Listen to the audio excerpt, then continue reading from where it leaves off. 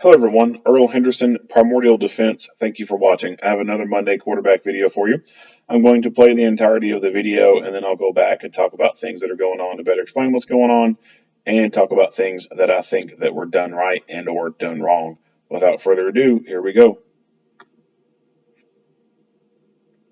Bravo 1-8. Bravo 1-8.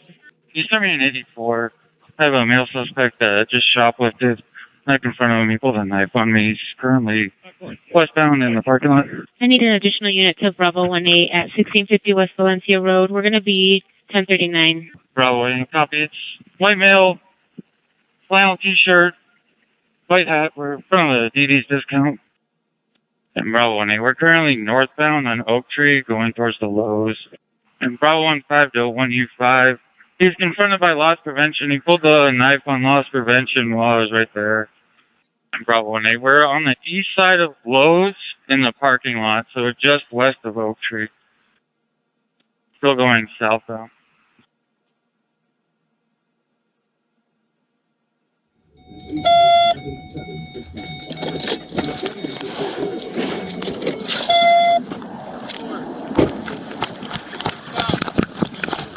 Knife in his other hand. Okay. Do not go to the store, sir. Stop now. You need to stop.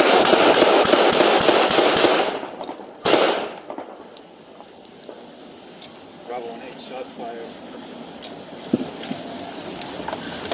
I'm gonna get my iPad.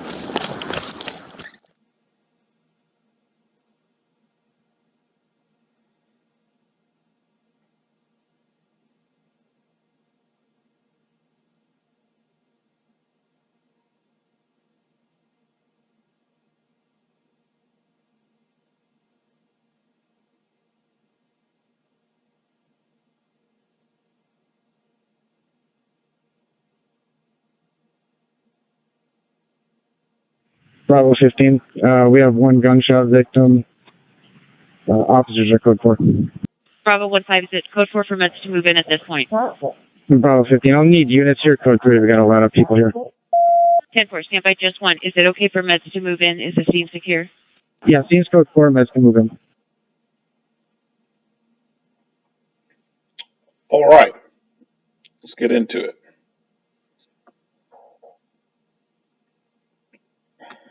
Bravo 1-8. So Bravo we can 1-8. see in the beginning of the video, this guy in the motorized wheelchair is moving along.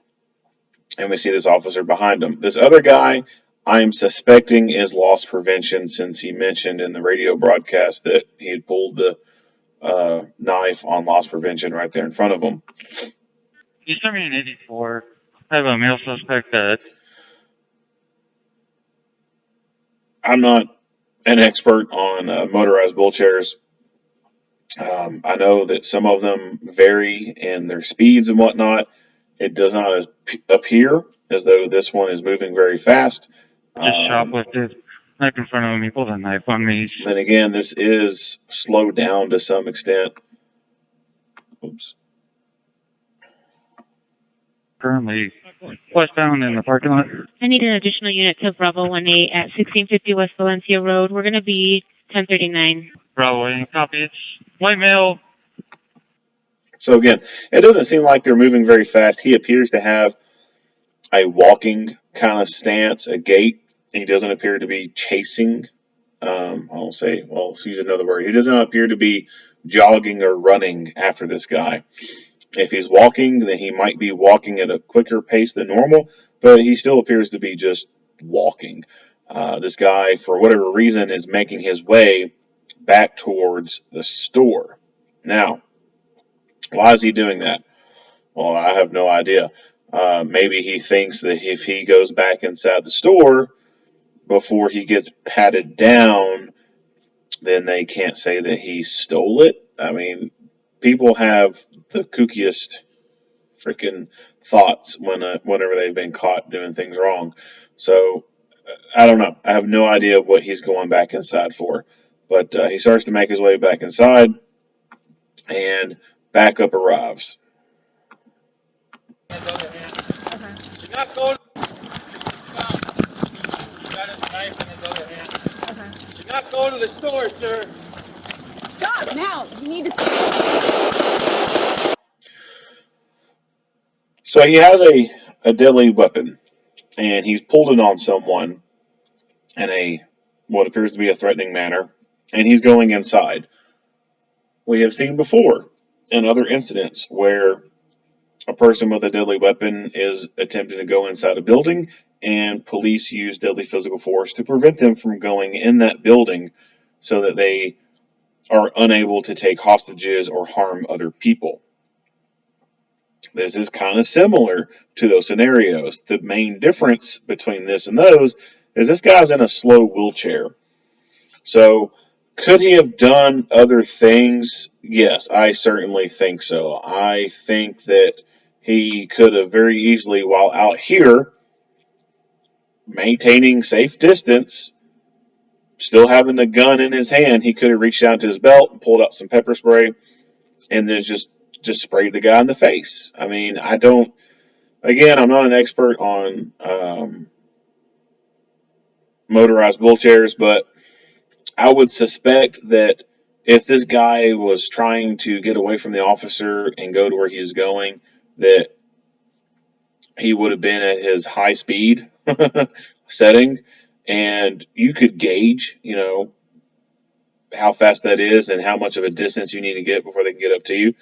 But I think it's very conceivable that this officer could have just hit him in the face with some pepper spray, and then this guy wouldn't know where the hell to drive at that point. He'd be blinded, and hell, he could turn in circles for all you know. I mean, most likely he'd run his little wheelchair into a car or something. But I definitely think that pepper spray would have completely immobilized him. He wouldn't have been able to clearly see where he was going. He could have further maybe injured himself after that. But I mean, if the dude's pulled a knife on someone, I could really give a shit less. If he got sprayed in the face with pepper spray and then slammed into someone's car, I would actually feel a lot worse for that person's car that he slammed into versus him being sprayed in the face with pepper spray and then running into a car after having pulled a knife on someone. So I think he could have been sprayed with pepper spray, and I definitely think that he could have been shot with a taser. I think those were two options on the table that could have been done, but for whatever reason, they were not done. Um, I've seen people comment before, like, why can't you just come up and kick the wheelchair and knock them over? These things have batteries in them, or one big battery. These things aren't, I mean, they're not light, right? So it's not like you could very easily just come up and kick it and the damn thing's going to fall over. Um, it's just not going to work like that. I think what's possible now, it would I wouldn't even recommend it either because it would put him at risk of being cut. But I mean, hell, one thing he could have done is come up really quick, grab the headrest, and just ripped backwards and put this wheelchair on his back potentially. But again, I wouldn't have recommended that because he could have very easily just reached in behind him and started doing stabbing motions at him. But I definitely think that he could have been sprayed in the face with pepper spray or even shot with a taser before he ever got up here to this point. Go to the store, sir. Stop now. You need to stop.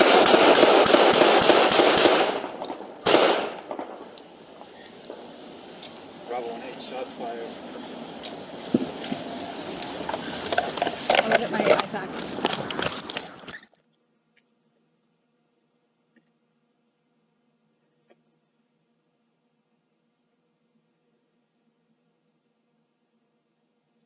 So we see he drops the cigarettes and they go over where it looks like he's got a phone right there.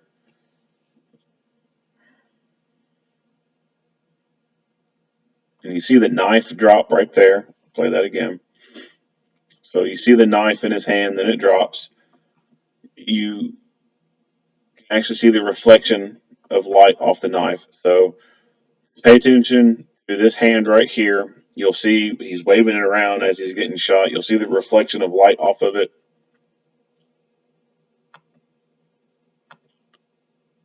It's not a small knife by any means. It looks like maybe the same profile of a kitchen knife or something like that.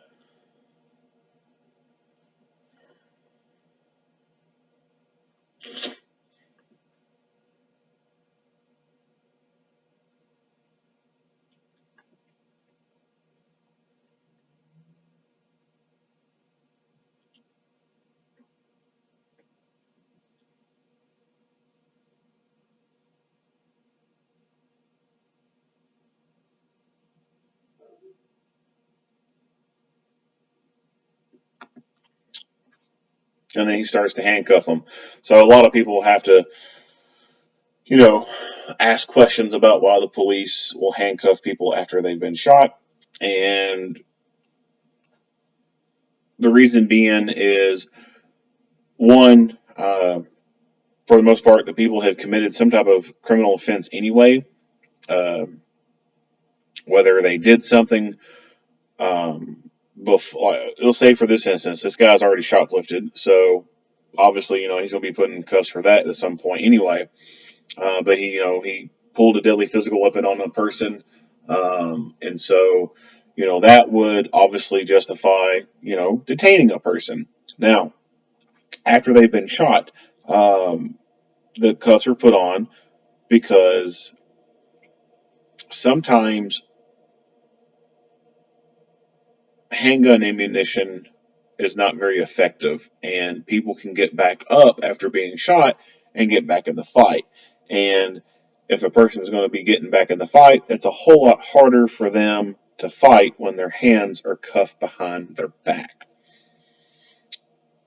In the cases where someone pulls a gun on an officer and shoots at the officer, of course, that person is committing the act of attempted murder, wanton endangerment, assault first, whatever. Um, and after they've been shot and gone down, yeah, of course, they're going to be arrested for those offenses. But on top of that, it's safety.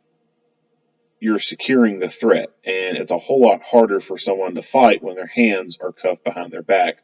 There's been a lot of cases where people have been shot and they went down and they had the appearance of being incapacitated, unconscious, whatever, and then they woke back up or their attitude completely changed and then they became aggressive and hostile and started fighting. So it just makes more sense to throw the cuffs on them, even if they aren't acting aggressive at that point. They were initially to be warranted being shot. They pulled a gun, whatever, pulled a knife, and shoot them, and then they go down, and now they're all crying, oh, whatever. They're acting like they're not a threat. That doesn't mean that 20 seconds from now their attitude is going to be the same. They could instantly change and become combative. So it's just a good practice. Go ahead and throw cuffs on. That way, if they do decide to become combative, they're not going to be effective at being combative. Now, the backup officer mentions going to get her IFAC, and so they start rendering medical aid. And that's when the video stops, and we don't get to see any more of this. The extent of his injuries, I mean, I don't know. I know he took multiple rounds to his thoracic cavity from the left side back area. So most of those rounds, I mean, I would say that all of his rounds probably went in. I mean, I can't say that they did because I don't have any documentation to back that up. But I'd say most of the rounds he fired had to have gone high into the thoracic cavity. And so you probably got rounds within his lungs and his heart. Um, and if not in those, specific organs, then they're in his torso somewhere.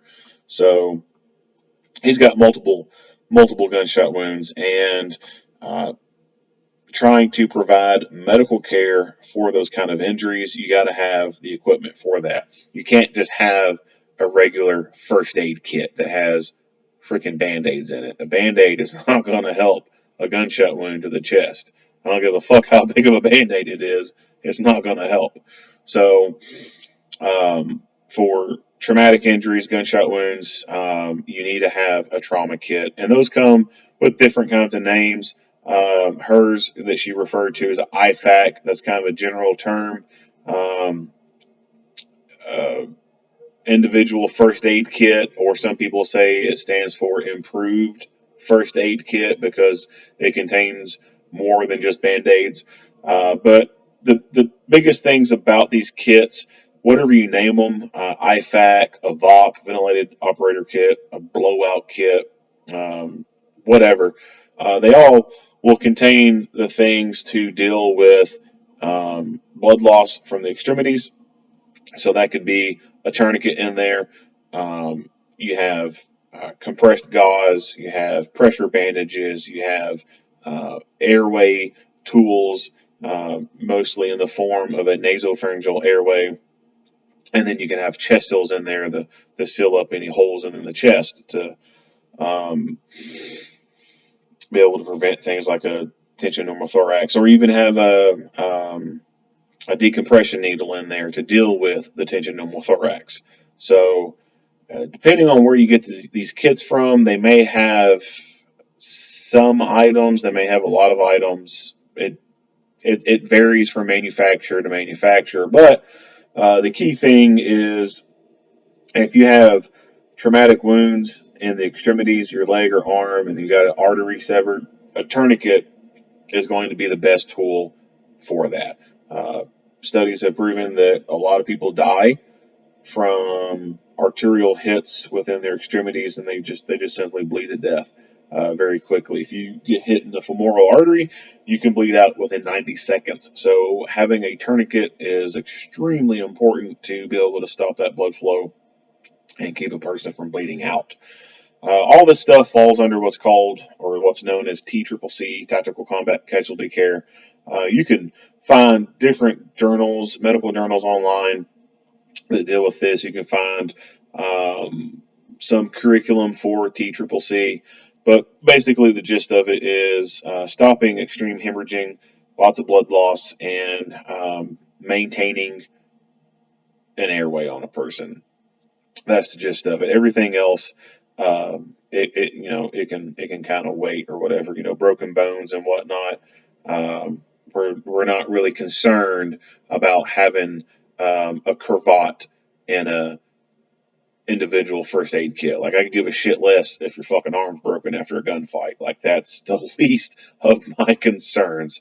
So a good IFAC is not going to have a bunch of useless shit in it. It's going to have the bare essentials in there to save a person's life. And when it comes to that type of equipment, my philosophy is if you're going to carry the tools to induce trauma, then you need to carry the tools to reduce trauma. And if you're going to carry a gun every day for a living, whether you're paid to as your job or you make that conscious decision as a regular person and you want to be an armed citizen, if you're going to carry that gun every day, you need to carry medical stuff on you every day. Because if you're carrying a gun, that means that you recognize the possibility you could be in a gunfight. And in gunfights, bullets go both ways. And sometimes shit happens and you don't get lucky. And, you could be hit, your teammate could be hit, your family member could be hit, whatever. And it don't even have to be a gunfight. It could be something as simple as rolling up on a car accident. Think about how many times you have come across car accidents in life versus how many times you've been robbed or mugged. I'm willing to bet that you've probably come across more car wrecks than you've been robbed. Probably never been robbed at all. For most viewers, I'm sure there might be one or two out there who've been robbed before, but for the most of everyone else, like you haven't been robbed. All right, like you've probably come across a car accident or been in one yourself. So that there is more quote unquote justification for the mindset to have medical gear because you're more likely to come across some type of accident in life, whether it be a car wreck, an accident around the home, whatever. So you need to have medical gear. Um, but when it comes to this kind of line of work or just being prepared for violent encounters, your first line medical gear, as I like to call it, is the stuff that you keep on your person. And that can be something as just as minimal as a tourniquet. If that is all you carry, then I'm happy. At least you're carrying some kind of medical equipment on you. Can you carry more? Absolutely, you can carry more.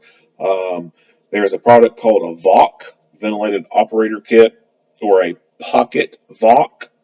The Both these products come from a company called Tactical Response. The VOC itself fits into a cargo pocket. The pocket VOC itself is a lot smaller and it will fit into your normal pant pocket. Um, if you carry an ankle holster, then you can get a medical ankle holster and carry something like a pocket VOC in there. Or you can buy another product from another company that has some of the similar products in it, or the exact same products in there. Or you can buy this stuff individually and put it into an ankle holster, or you can just buy the medical ankle holster with all the different stuff in it from a company. And you don't have to worry about trying to stuff things in there because it already comes with stuff in there, or stuff to be able to put in there, rather. Your second line medical gear or your supplemental medical gear will be stuff that's in the car. And that would be in the form of big bags, IFAKs, things like that. I think it's extremely important that you carry the medical gear on you because you're not always going to be around your car when a gunfight happens. You could be 2 blocks away from your car if a gunfight happens. You could be in the middle of the woods, a couple 100 yards away from your vehicle when a gunfight happens. And you need medical gear now if you've been shot, not 2 minutes later after someone's then ran 200 yards to your car and then 200 yards back.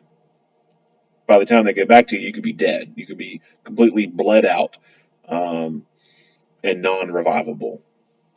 So medical gear is extremely important. Always recommend people carry that on them in their first line capacity, whether it be on an ankle, it be in a pocket. If you've got, you're working police or security, and you got an outer vest on, and you have the means to attach a pouch to it, by all means, attach a pouch to it. I understand that some agencies and companies have different policies on their outer vests, and some don't really have any policies. It's just kind of like Wild West. You can put whatever the hell you want to on there. If you're one of those guys that works for an agency or company that just lets you put whatever on your vest, there's really no reason why you shouldn't have an IFAK on your vest. If they're going to let you put whatever on that damn thing, you should have an IFAK.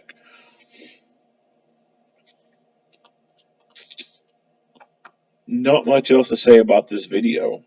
If you like what you hear and see, go ahead and give me a like and a share. If you have not already, hit that subscribe button and stay tuned for more Monday quarterback videos. Earl Henderson, Primordial Defense, thank you for watching.